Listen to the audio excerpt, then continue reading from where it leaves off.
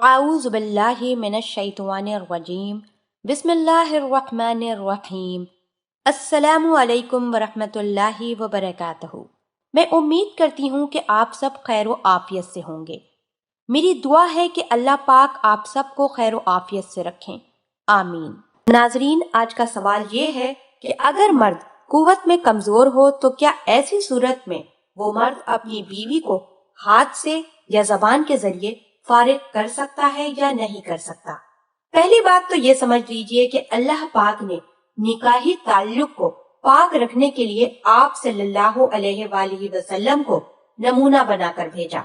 हजरत आयशा रजी अल्लाह ताला अन्हा फरमाती हैं कि हमने पूरी जिंदगी आप सल्लल्लाहु अलैहि वसल्लम के साथ गुजारी, लेकिन आप सल्लल्लाहु अलैहि वसल्लम का कोई उज़ू भी ना देख पाई। ये तालीम थी हमारे नबी की अपनी उम्मत के लिए। तो फिर आज हम मीडिया को देखकर, इंटरनेट पर देखकर उसके गलत इस्तेमाल से जो हमारे अंदर शैतानियत पैदा हो चुकी है, तो आजकल यही चीजें हैं जिसकी वजह कर मर्द अपनी जवानी को बर्बाद कर लेते हैं, अपनी कुव्वत को खत्म कर लेते हैं, और फिर शादी जब होती है तो फिर ये सारे मामलात पैदा होते हैं।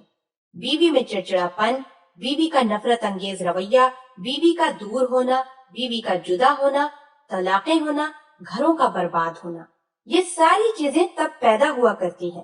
पहली चीज तो ये है कि मर्द हजरात अपनी जवानियों को और कंवारेपन को पाक रखें। जब तक वो अपने कंवारेपन को पाक नहीं रखेंगे, उनकी आने वाली शादीशुदा जिंदगी सहल नहीं होगी, खुशियों वाली नहीं होगी। और जब उनकी मैरिड लाइफ खुशियों वाली नहीं होगी तो फिर आने वाली पूरी नस्ल बर्बाद हो जाएगी। जब एक मियाँ बीवी के दरमियान तलाक होती है तो वो सिर्फ एक जोड़े की तलाक नहीं होती, बल्कि दो खानदानों के बीच जुदाई होती है। दो खानदानों के दरमियान तफरका पैदा हो जाता है, दो खानदानों के दरमियान नफरत पैदा हो जाती है। क्यों? क्योंकि जब तलाक होती है तो लड़की वाले लड़के वालों से नफरत करने लगते हैं और लड़के वाले लड़की वालों से नफरत करने लगते हैं। लेकिन इन असबाब पर गौर नहीं किया जाता, इन असबाब पर फिक्र नहीं किया जाता कि इन असबाब को खत्म किया जाए, इन असबाब को दूर किया जाए, इन चीजों से खलासी अख्तियार की जाए।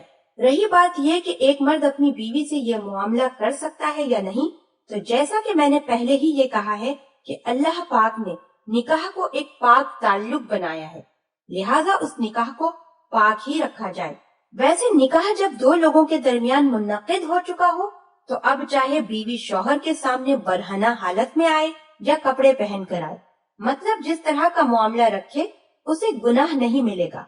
लेकिन आप सल्लल्लाहु अलैहि वसल्लम की सुन्नतों से दूर होना और आप सल्लल्लाहु अलैहि वसल्लम की तालीमात से दूर होना, ये हमारे लिए इंतहाई मुहलिक है। अब रही बात ये कि एक मर्द कुव्वत के मामले में कमजोर है और बीवी की शहवत कैसे पूरी करे, जबान के साथ या उंगली के साथ। तो पहली बात तो ये कि वो जबान जो अल्लाह पाक के नाम की अदायगी करे, अल्लाह का नाम ले, जो आप सल्लल्लाहु अलैहि वसल्लम की सुन्नतों को आगे फैलाए, जो आप सल्लल्लाहु अलैहि वसल्लम की हदीसों को पढ़ने वाली है और आप पर दुरूद और सलाम भेजने वाली है और अल्लाह पाक का कलमा तौहीद पढ़ने वाली है, उस जबान को हम नापाक और एक गंदी जगह पर कैसे लगा सकते हैं? ये बात इंसानी दिमाग में सोचने वाली बात है। अगर कोई उसको समझ सके, अगर शैतान अकल पर पर्दा ना डाले, तो हर एक इंसान के जहन में ये बात आनी चाहिए कि ये चीज तो है ही इंतहाई कराहियत वाली, कि हम अपनी वो अहम चीज जिससे हम खाते हैं, कलमा पढ़ते हैं और आप सल्लल्लाहु अलैहि वसल्लम की बातें करते हैं, हम उसको एक नापाक जगह पर कैसे लगा सकते हैं? हाँ, रही बात उंगली के इस्तेमाल करने की, तो अगर बीवी बहुत ज्यादा शहवत वाली है और मर्द को ये खदशा है कि अगर मैंने उसकी शहवत को पूरा नहीं किया तो वो मुझसे हटकर किसी नामहरम मर्द से अपनी शहवत को पूरा कर लेगी, तो फिर ऐसी सूरत में शौहर को चाहिए कि वो अपनी उंगली के जरिए बीवी की शहवत को पूरा करे। लेकिन ऐसा करने से औरत कमजोर होती जाती है और मर्द की कुव्वत भी इंतहाई कम हो जाती है। लिहाजा मर्द को चाहिए कि अपनी ग़िज़ाओं का खास ख्याल रखे और अपनी जवानी को महफूज रखे। अल्लाह पाक हम सबको दीन की समझ अता फरमाए और उसके मुताबिक जिंदगी बसर करने की तौफीक अता फरमाए, आमीन। आपसे गुजारिश करती हूँ کہ آپ ہمارے چینل کو ضرور سبسکرائب کر لیں۔ سبسکرائب کے ساتھ ساتھ ہماری ویڈیو کو لائک بھی کر دیں۔ اللہ پاک آپ سب کو اپنے حفظ و امان میں رکھے، آمین۔